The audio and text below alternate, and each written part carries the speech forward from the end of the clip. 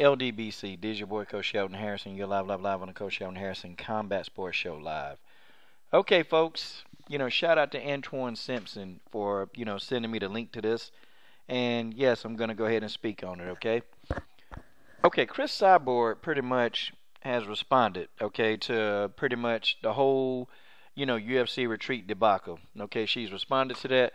And, basically, she's defending herself, which is what I expect from Cris Cyborg. I expect her to do this, okay?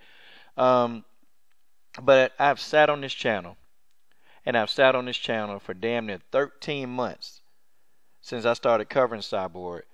And I told y'all exactly what was going on. And I told y'all this is what Cyborg was thinking. I made a video telling y'all that this girl is tired of the prejudice that she's been experiencing while being with the UFC.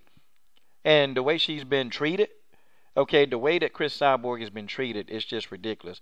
I've even had videos that I made exposing all this, and Cris Cyborg, privately said, Coach, thank you.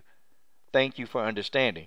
And you know what? And I'm just saying, it's not even the fact that, she's telling me thank you, but, I mean, she's not blind and the girl not stupid.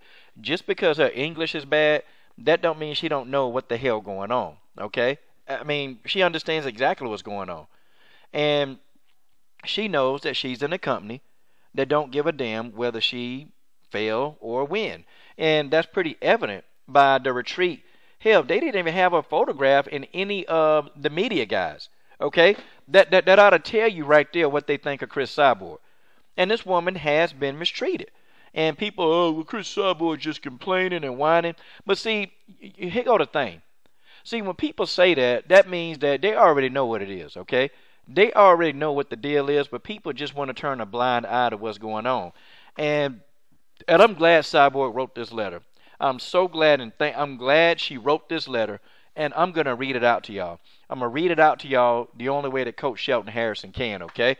But I sat back and I tried to tell y'all that this, I told y'all, I made video after video telling y'all this.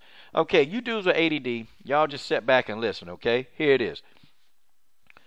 Dear Cyborg Nation, I looked up the word culture up in a dictionary and it said the social behavior and norms found in human societies, which made me start to think of all the different cultures I have had shape my views and how those experiences have sculpted my understanding of life and relationships. And it made me want to share my thoughts with those on Cyborg Nation. Core values of culture are learned through those in leadership roles in the communities we live, work, and regularly interact with. When I first started training at Shoot Boxing in Karubata, I learned the true spirit of fighting watching legends like Wanderlei Silva and Shogun train every day in the gym. Everyone looked at these fighters as an example. We saw the hard work, heart, and dedication it took to become a world champion, and we learned not to expect anything less from ourselves. Training amongst these legends of the sports, we learned how to win with pride, and if a loss happened, to deal with it with integrity. Even though I'm not training with Rudimar Federico and the Shoot Box team in Karubata, I think I still represent the culture. I still represent the culture of the team and the values we place in honor, respect, and discipline, which is why I have proudly flown the Shoot Box flag my entire career.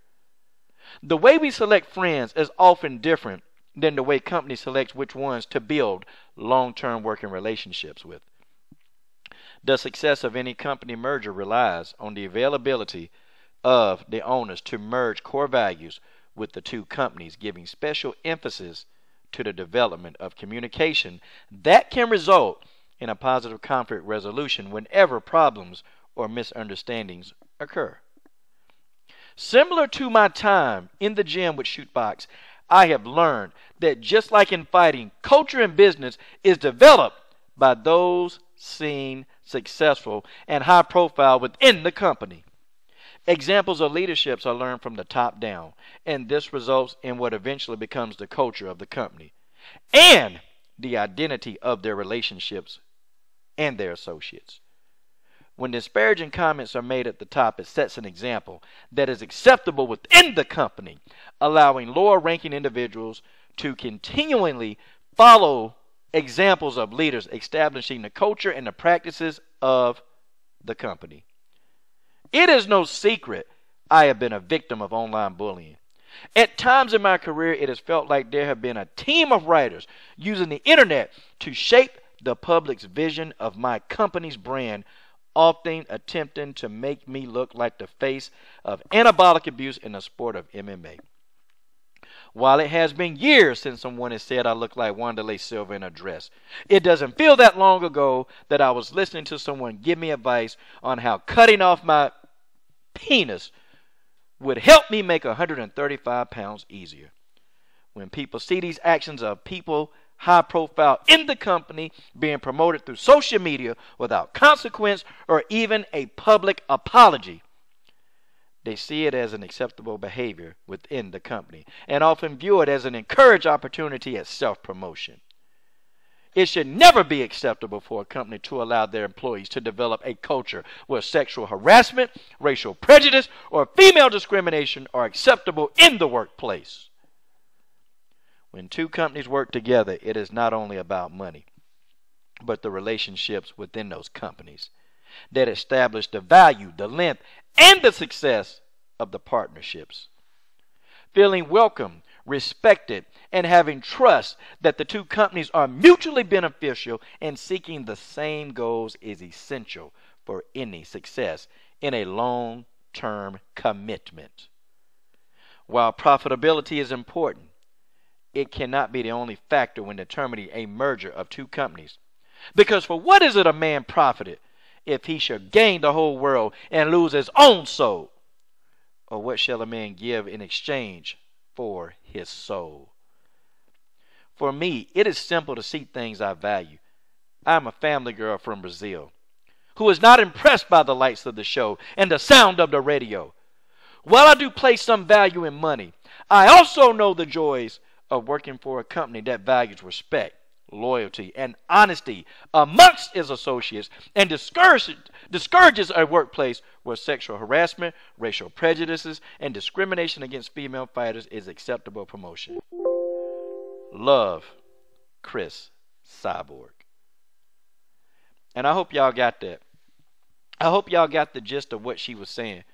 You see, Cris Cyborg done put it all out there.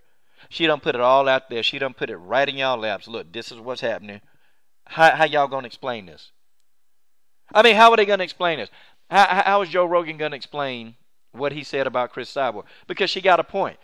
If I'm Cris Cyborg, you know what? I'm finna get me a team of attorneys together, and let's just go on and sue them. Let's go ahead and sue them because they allowed this stuff to persist. And she is right.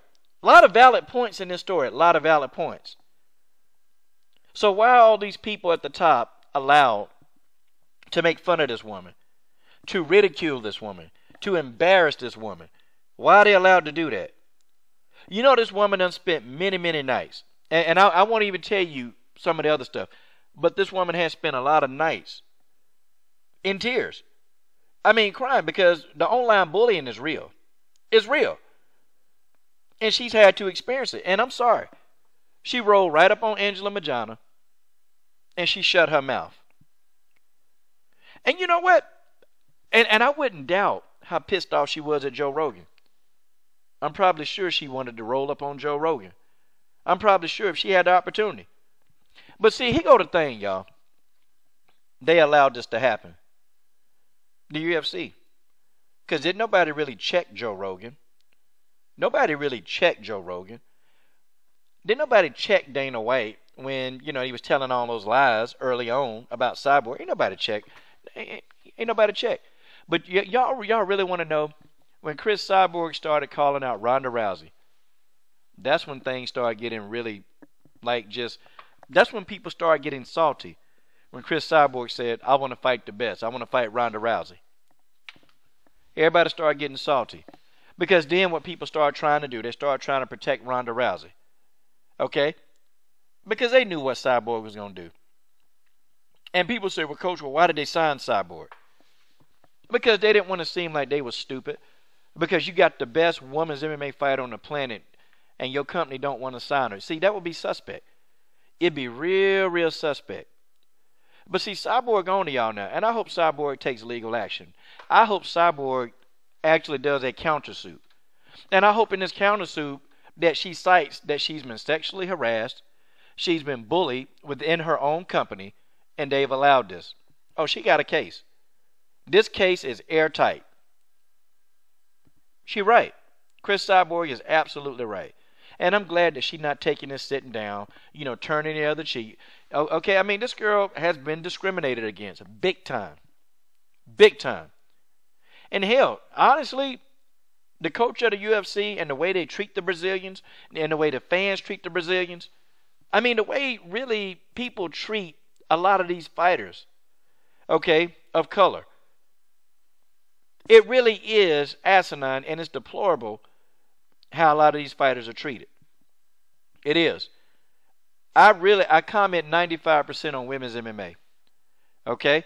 And I speak up for the women in certain situations. But I feel where Cyborg coming from. But now Cyborg is not the time to throw any more punches. It's time to take legal action. Like, how much is a person supposed to take? How many more times is she going to deal with somebody calling her a man in a dress? How much more is Cris Cyborg going to take?